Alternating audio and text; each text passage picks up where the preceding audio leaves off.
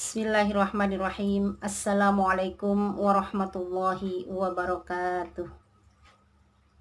Alhamdulillah wassalatu wassalamu ala Rasulillah wa ala alihi wa sahbihi wa mawalah. Anak-anakku sekalian, apa kabar semuanya? Mudah-mudahan ada dalam lindungan Allah Subhanahu wa taala. Alhamdulillah kita masih dipertemukan kembali dalam pertemuan kedua. Minggu yang lalu Ibu membahas sampai surat Al-Maidah ayat 48. Kitab-kitab di atas yang dijelaskan dalam surat Al-Maidah ayat 48 yang dimaksud adalah kitab yang berisi peraturan, ketentuan, perintah, dan larangan yang dijadikan pedoman bagi umat manusia.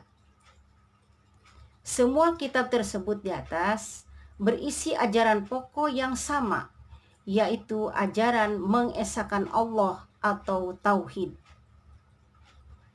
Suhuf yaitu wahyu Allah Subhanahu wa taala yang berupa lembaran-lembaran yang terpisah atau belum dibukukan. Penjelasan singkat tentang kitab-kitab yang Allah Subhanahu wa taala turunkan kepada para nabi. Yang pertama Taurat, yang kedua Zabur, yang ketiga Injil, yang keempat Al-Qur'an. Kitab Zabur diturunkan kepada Nabi Daud alaihissalam. Kitab Taurat diturunkan kepada Nabi Musa alaihissalam, dan Injil kepada Nabi Isa alaihissalam. Yang terakhir Al-Quran kepada Nabi Muhammad sallallahu alaihi wasallam. Intisari Al-Quran menghapus sebagian syariat yang tertera dalam kitab-kitab terdahulu dan melengkapinya dengan tuntunan yang sesuai dengan perkembangan zaman. Kitab suci terlengkap dan berlaku bagi semua umat manusia sampai akhir zaman. Di dalam Al-Quran dikatakan Dzalikal kitabu la raiba fihi hudal lil muttaqin. Tidak ada keraguan di dalam kitab atau Al-Quran, petunjuk bagi mereka yang bertakwa. Mudah-mudahan kita termasuk orang-orang yang bertakwa. Nah, di dalam bab ini ada nama-nama lain Al-Quran. Di antaranya ada Al-Huda, ada Al-Furqan, ada Asy-Syifa, ada Az-Zikr, dan ada Al-Kitab. Al-Huda artinya Al-Quran sebagai petunjuk seluruh umat manusia. Makanya kita akan memohon kepada Allah, ya Allah, berikanlah petunjuk atau hidayah kepadaku, kepada kami, supaya kita mendapatkan jalan yang diridhoi oleh Allah Subhanahu wa taala. Nah, inilah yang disebut dengan Al-Huda.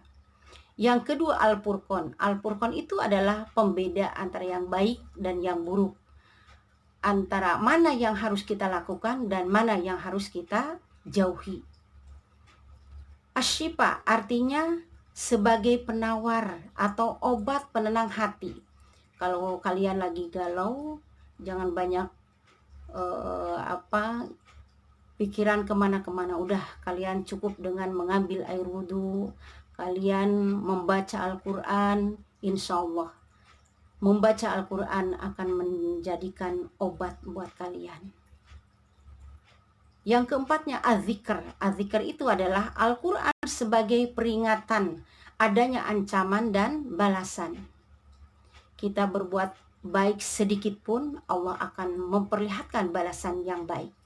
Sebaliknya, kalau kita berbuat jahat, Allah juga akan memberikan balasan yang tidak kita inginkan, sesuai dengan perbuatan kita.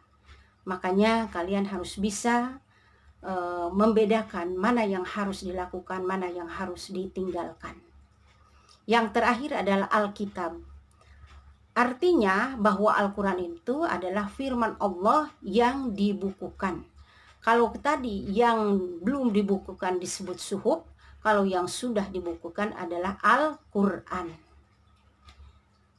Isi Al-Quran.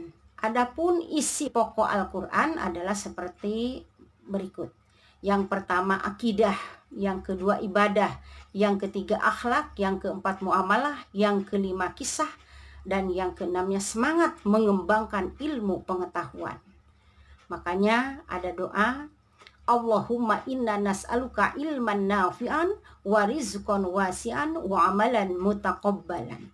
Mudah-mudahan kita menuntut ilmu itu mendapatkan ilmu yang bermanfaat, rezeki yang banyak, yang halal, yang luas, dan mudah-mudahan segala amal ibadah kita diterima oleh Allah Subhanahu wa Ta'ala.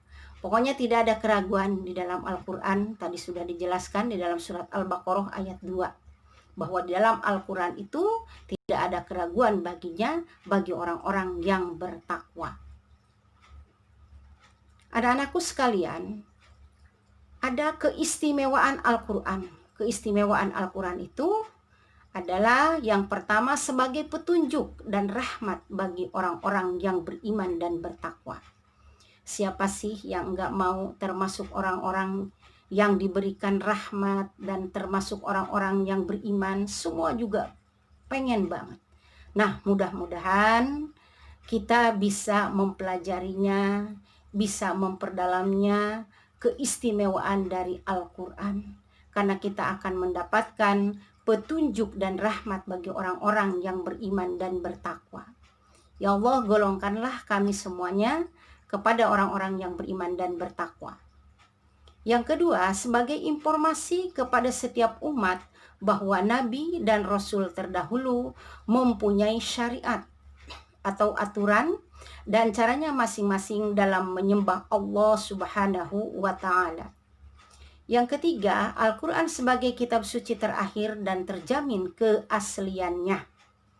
Yang keempat, Al-Quran tidak dapat tertandingi oleh ide-ide manusia yang ingin menyimpangkannya.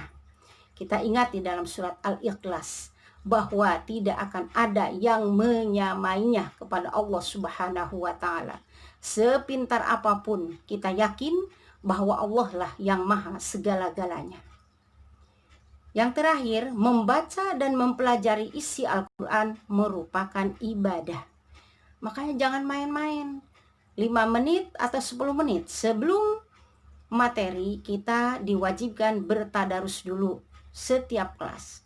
Nah, orang-orang yang mengikuti tadarus insya Allah akan mendapatkan pahala dari Allah karena membacanya merupakan ibadah. Anak-anakku sekalian, di dalam mempelajari beriman kepada Al-Quran atau Alkitab,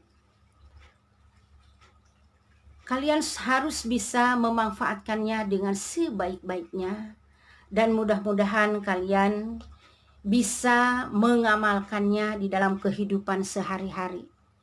Karena apabila kalian jauh dari Al-Quran, jauh dari Al-Hadis, maka kita akan mendapatkan kesesatan. Na'udzubillah summa na'udzubillah.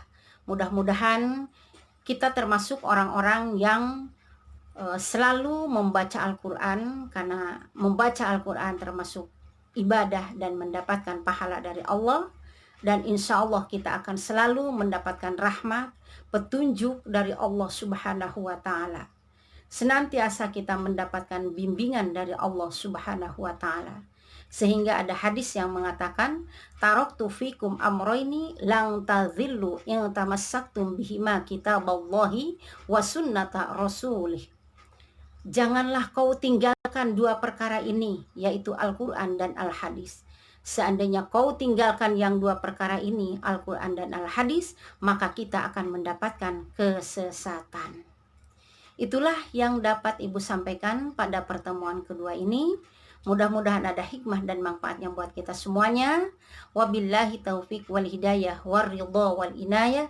Wassalamualaikum warahmatullahi wabarakatuh.